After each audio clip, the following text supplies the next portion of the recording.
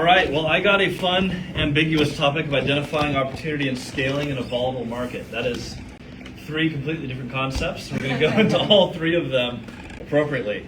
I'm going to start with the volatile market because that's the one I'm going to speak on the least. The market is volatile. It goes up and down. The purpose of finding opportunity and scaling is that you form a strategy that works whether the market is up, down, in the middle. No matter what, you need to do deals and find opportunities that move you forward in any market, anytime. You need to build a ship that floats at all times. Right now, we're headed towards what is very likely to be a downturn that will be for the next little bit. The fun thing is when that happens, for any brokers in the room, you might notice that you have a ton of buyers and maybe sellers aren't really as active in dropping their prices to meet interest rates. And what you might start seeing is some buyers want to sit on the sideline and see what the market does.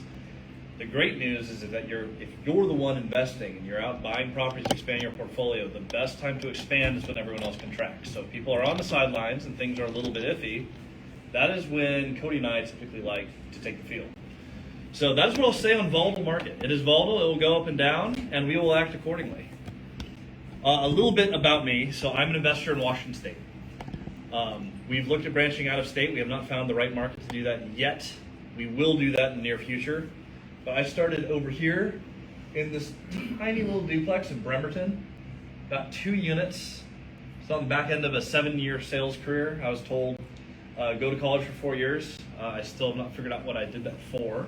And then everything else is pretty much in Moses Lake, Central Washington. Cody's kind enough to put some pins on a map for us, so the whole portfolio is over there.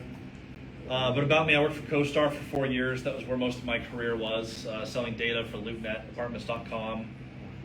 Didn't start investing until 2020, so that was like 18 months ago. It was in December I closed on that duplex. There's Jeff, apartments.com, the best place to find it. With a duplex. And today's topic is scaling and finding opportunity. Well, today I have 95 units. A vast majority of those are the ones on that previous map with Cody and Moses Lake. We built this portfolio in a really short period of time. We built a few other companies, including property management, which we operate out of Moses Lake. For Moses Lake, Grant County, Kitsap, Pierce, and King. Manage our own portfolios and some of our clients. Why you need to scale is the most important piece, I think, for most people. If you don't know or don't have a great idea of like, okay, what am I trying to do? What is the goal of investing? It's to build something that, one, gets you to your goals, but allows you to expand beyond that. It gets you time for you to own your own time, financial freedom, freedom for those around you. You get to be where you want, with whoever you want, whenever you want. Eventually, that's where you want to go. You're going to define your goal, but scaling is going to give you stability. When I started, I had 1 duplex, and I bought a second duplex. And from there, my next deal was with Cody. It was a 38-plex. Wow. Going from 4 to 42 units is a big jump. I'm going to go really deep into that 38-plex a little bit later. But that jump is what taught me, okay, we need to scale. Because when you have more units, you have more tenants, you up your cash flow. When we have a vacancy, we don't feel that as much. I'm at 95 units today. Cody's at 105. He has a 12-plex I don't have. I have a duplex he doesn't. But when roughly 100 units, the nice thing is one tenant moving out is roughly 1% of the portfolio. 1% doesn't hurt that bad. We've created stability, and we have some freedom to start exploring other companies, to start scaling, and have actual ownership of our time, where we've taken ourselves from, hey, I have a little bit of income, I have 4 units to pay for my mortgage, to my wife retired from teaching last Friday, so she's 1 week into figuring out what she wants to do next, but we have the freedom to go explore that. And that is why you need to scale, is you get these freedoms. We're going to focus on the few things that do work all the time, every market. First thing is knowing who you are. I think a lot of people don't identify this first, and it leads to problems later. Cody is amazing at math, at real estate contracts, and at negotiation. He's the best I've ever met. He's the best single salesperson I've ever met, just natural talent. I'm pretty good at sales and marketing. I'm not a real estate guy. By myself, I probably have scaled to 15 units. I've been in the industry, but I'm not a master of that. I am a master at getting good content out, sharing stories, and just telling others, like, hey, we're doing something really cool. You need to pay attention to this guy. I helped catapult him into the spotlight, and that's helped grow our company. So knowing myself as, hey, I'm not a lead guy, but when I work with others, I tend to multiply what they're good at. I amplify other people. Knowing that about myself has helped build our company, build somewhat of a brand, and help us scale our portfolio beyond what Cody or I would have done by ourselves. Once you've identified, okay, this is who I am, this is what I want to do, set your target. There's a lot of people, and their goal is, hey, I want to have this ridiculous car. Like, I want the Rolls Royce, and I'm going to go all out for this stuff. That's not a big enough goal. If your target is like a thing, or it's material, or it's basic, or it needs to be bigger. We got a phone call earlier today from, it was actually one of our tenants. And he's been a trouble tenant for a while. And what he called about was essentially, hey, I've been on drugs for a while. I just got off drugs. I want to turn my life around. I saw some of your content online, which ideally my tenants wouldn't see all the content we have online, but they did. He shared, hey, I'm working on this. I'm changing the people I'm hanging out with, and I have 3 kids. One of them is 15, and before they graduate, I want to make something of myself. Can you guys help me out? A target like that, hey, I want to move my kids forward. And it has a set timeline too, right? He's 15, he's getting great grades, he's going to graduate when he's 18 years old. That's a type of target that you need to set. I want to do this in this period of time. Next thing you do is commit to your goal. That one's pretty simple. And it sounds self-explanatory, but it's easier to do in community. If you have a group of people, if you have a spouse, if you have faith like myself, between you and God, you pray about it, but tangibly write it down, communicate to others, commit to that goal.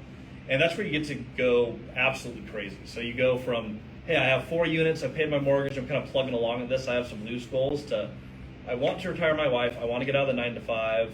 I personally wasn't a huge fan of the whole COVID thing, so I'm like, I want financial freedom so I don't have to live by other people's rules when the environment goes crazy. Committed to my goals, all of a sudden, 38 unit. 3 weeks later, 6plex. 4 weeks later, 7plex. No, that was 2 weeks later. Bought into one of Cody's 12plexes. Now we're buying a 6plex and a 10plex that we closed both this week. The trajectory there is really fast. We now have enough cash flow to pretty much float the ships, and now we get to focus on adding candidates to the ship. Woo! You get a down market, you can start taking out new targets, and that is really fun. It's a different level when you scale, and it comes from commitment. You have to keep it simple. Don't add a bunch of steps to it. Don't make it, hey, I need to do a deal of exactly 12 units. It has to be seller finance because Cody and Christian do a bunch of seller finance. It doesn't have to be any of that. Get different tools in your arsenal, but make sure at the end of the day, I'm going to categorize 3 things. I'm going to find a deal, and then I'm going to figure out the debt, and then I'm going to figure out the equity. And if you figure out those 3 things, you can close any deal. It's that simple. And do them in that order. If you don't have the deal yet, the debt and equity doesn't matter at all. When you have the deal, you've seen the property, you love the property cash flows, and you have it under contract. It's an actual deal. Debt and equity follows great deals. You can raise debt easily. There's more money than there are opportunities right now, especially. You find a great opportunity, you're going to find the right deal for you. It's that simple. The equity, you may have to give ownership in that, you may not. I always figure that out after the debt. But those 2 pieces are always separate from the deal, and that's as simple as we keep it. Every time you close on a transaction, you're moving yourself forward. And that is it. How do you actually identify an opportunity? So what you're going to do is first, you're going to identify your market. If you don't have a market, it doesn't really matter, right? If you don't know where you're investing, none of the rest of this applies at all. How do you choose the right market? We keep this stupid simple. So what you're going to do is, I go to World Population Review, but there's a ton of other websites. But in any market, if people want to move into that market, it is likely a good place for you to be. Just consistent growth over time. It should look like this. If that graph looks like this, or it's steadily declining over time, probably not somewhere to invest. But the main thing, population going up, love your market. Next we ask, how do you own it? How do you never lose it? When people get into those crazy metrics, again, basic math, but IRR, cash on cash, ROI. What's the cap rate? What's the going in cap rate? What's the exit cap rate? It's not that there's not a place for those, but for the most part, it doesn't matter. What are you going to do with the property? How do you own it, and how do you keep it? If you can answer those 2 questions, how do you never ever lose that property? You would 100% do that deal. So how do you own it comes down to relationships. There's a lot of people being transactional right now. And we've had a market where people have benefited from that because the market just keeps going up. It's been very forgiving. So you have a ton of wholesalers, a ton of flippers, a ton of syndicators. Nothing wrong with any of those individually. As an entire business model, I don't like it. You need to be able to buy and hold cash flowing assets. If you're not doing that, you can't preserve the wealth. If you're in the middle of the biggest flip of your life and the economy just tanks, there goes all that success that you just built up. You need sustainable success. So how do you own it? For Cody and I, we just met every owner in Moses Lake. And by every owner, I mean if you own multifamily. When you know your market, you just find relationships. You don't go after transactions. Transactions will come. They just flow in. When you know everyone and everyone knows who you are, that part's easy. How do you never lose it is also easy. Does it cash flow? Does it cash flow day one, especially as you're starting? That's the most important piece. And can you get that into long-term debt? Cody's first deal, seller financed, 30-year, fully amortized loan. Cash flowed. Cash flow is way higher now. Oh, you own it? You met the owner and you asked nicely, hey, I'm trying to get started. Can you help me out? Can you 20% down? No. How about 10? Yes. Done. It was actually that hard. I've heard this story several times from them. 30-year fixed rate debt, you're going to be able to keep that forever. Up market, down market, the cash flows all the way through. Your tenants will pay it all the way out for you. They're really nice like that. Now you have 12 units that pay you forever. 2 questions answered. A question that we get all the time is, okay, sometimes people see us do short-term debt. I'll buy something, we'll do a seller finance on a long-term note, and we'll raise the down payment, say 10% down, and we do it on a 1, 2, 3-year note, shorter-term debt. All of those, we go into a very specific plan of how are we going to either pay off this debt from earned income or refinance the property into longer-term debt. Right now, we're taking our 38 from a 5-year note to a 10-year note. We're mid-process. We'll know more on that in about a week. But we are right there on moving our 5-year notes to 10-year notes and taking various cash outs to take our 1-year notes to 5-year notes. You need to get it into long-term debt, but it's that simple. How do you own it? Is relationships. How do you never lose it? Is cash flow and long-term fixed-rate debt. And lastly, does it move you towards your goal? A lot of things make money. Not everything makes sense. There are certain things that, sure, it can work. Sure, you can answer all the questions. Doesn't really move you towards your goal. If you love design and you want to get into the Airbnb space, I don't love it as a model, as the only thing you do. But if you love it and you're super good at it and you built your business around it, and that's what you want to do, then that might not move you towards your goal to buy a big 38-unit apartment complex that needs a lot of fix-up. Make sure it's something that you want to do is going to move you forward. That's it. So practical application, then I'll close up. I have 9 slides, more on 7, so this is what I got for you. This is the 38-plex right there. Big, long building. Those are 3 8-plexes in the back. The mobile home park has nothing to do with us. But that whole area around the park, all the land out here, 1 transaction. Moses Lake, Washington, 38 units. Crazy part, we're talking about finding opportunities, right? On market for 13 years. Anyone could have found this. I know it was on and off market a few times. It's gone under contract a few times and then right back out. Anyone could have done this deal. There's me all excited that I bought 38 units.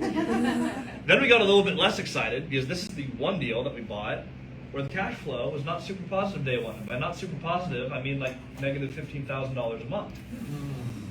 38 units, bringing in about $5,500 a month every month. That is what we call really harsh. Utilities on that are not cheap. 7 septic tanks. I think only 3 or 4 of them have failed drain fields. Small homeless camp on the property. It had a lot of problems, which is why no one acted on it. It was listed 13 years ago when Cody was 8 for $2 million. We bought it for $2 million. The price was never the problem. I mean, back then it probably was. But it never had to change. The opportunity was always there. It needed the right person to look at it differently. Today, it brings in a positive $6,000, $7,000. We took the income from $5,500 to over $25,000 a month in a 6-month period. And all we had to do was show a little bit of love. Tenants hadn't had appliances replaced in 20 years in some cases. They never invested a dime in it, and they didn't have enough cash flow to. They were stuck. The owners were stuck, the tenants were stuck. Half the tenants weren't paying. We had several vacancies. Renovated those units, filled the vacancies like that, at market rate. Pretty much everyone else just started paying. The few who didn't, we worked really hard with them with housing assistance. We set a goal that was high enough, and we just took our little experience. I had flipped a duplex, or not flipped, but I completely turned around and renovated. I was like, 2 units, 38 units, it's about the same, right? Same market. Cody built himself a 30-unit seller finance portfolio. And I was like, well, if you can self-manage 38 units, or 30 units, 2 of us should be able to handle another 38. It stands to reason. But ultimately, if we didn't do it, this building's already worth more than $1 million when we bought it. It's made us more than $1 million. It cash flows. This building by itself, after refinance, will be enough to retire both Cody and myself. It's one deal on market for 13 years. If I was focused on buying more duplexes, and if I didn't make the decision to scale up, and if Cody was still trying to scale up a 112-plex, 16-plex, scrape together all the money, if we didn't team up with a common goal, this opportunity wouldn't have happened. This is just one. We've done this with 7-plexes, with 6-plexes, with 10-plexes. If you look at that map, that's 18 months of like 2 20-year-olds. I'm 30 now, so I'm old. But when I started this at 29, I was young. And we did quite a bit. Like it feels like a lot, and it's a cool journey. But what I really appreciated about the topic of the speech when you guys asked me to come down is like it really was that easy. I can summarize it in 9 slides. We made a commitment to a goal. We came up with 2 rules. How do I own it? How do I never lose it? We prioritized cash flow. Every single property on that map cash flows today. Our property management company is cash flow positive. We have a successful little business. It is an incredible amount of work. I would not recommend picking up 95 units with like no property management experience at all. I wouldn't recommend trying that. It was really hard, but it was so simple. We built relationships, and people suggested, hey, what if we sold the property? Well, what would that look like? I've never asked what's the price of a property. I don't think I've ever heard Cody ask the price. Even when a property's offered, it's like, okay, what are the terms? Let's just figure it out. We start figuring out what they want in terms. Way easier to negotiate the price. And when you do creative finance, which has been most of what we've done, almost all of it, sellers are just willing to work it out with you, especially on some of these rougher properties. That being said, we bought turnkey properties. That duplex deal I referenced a few times, gorgeous units. Some of them really newly renovated, 2 bed, 2 bath, backyard, maybe 1 bath, but they have garages. They're nice units, turnkey, great deal, bought under market price, cash flow day 1, seller finance. The opportunities are out there, but they don't come if you don't just go meet people. It's all out there, it's all available. It's on market, it's off market, but just form relationships, meet people, hang out in rooms like this. There's more deals than people know what to do with. Once they start coming in, just line up the deal, find the debt and equity, and make sure you answer the 2 questions. The most important part is how do you never lose it. I've also seen a lot of people buy huge portfolios and then just lose them, and that's not very helpful. That's how I would scale in any market, is I would just prioritize cash flow by cash flowing assets. You just keep stacking them. Every time you do a deal, you have a little bit more income. And now we can afford to do new projects. We're putting new roofs on one of the 12-plexes we have over in Central Washington. But things start to get really nice. And even if you pick up a property that has, a few homeless camps and a lot of septic tank problems, you can pick up these opportunities and you can make them work as long as there's enough income to fix those problems. You guys want to learn more about how we've actually put together our structure? Cody and I actually launched a course on this. You can scan the QR code if you want, but it goes through a couple hundred videos, just a series of how do we set our goals, how do we structure every deal, how are we talking to owners and brokers, because that's something that you just need to be a human being and have a conversation with people. However, it helps if you have a roadmap for that. So we threw that together in this course. Welcome to the Multifamily Strategy.